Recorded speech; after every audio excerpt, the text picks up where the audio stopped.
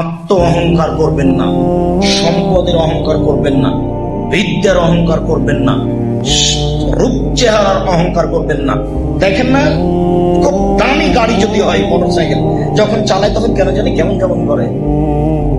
দেখবেন খুব দামি 2-5 কোটি টাকার গাড়ি থেকে যখন নামছে ভদ্রলোক, তখন দেখবেন কি মোশান নিয়ে নামছে। এর নাম অহংকার। খুব সাবধান। জি কেমন আছেন?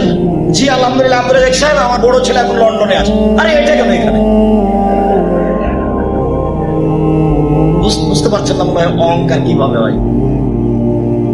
আশ্চর্য, একটা থেকে আর একটা বলে চলে যাচ্ছে, তার মানে ভিতরে তার অহংকার বিরাজ করছে। দেখবেন কথা প্রসঙ্গেই, জি আপনি চিনছেন না ওই যে ওই যে ইয়েতে গুলিস্তানে বড় দোকানটা আমার। সবসময় নিজেকে মাটির মানুষ মনে করবে।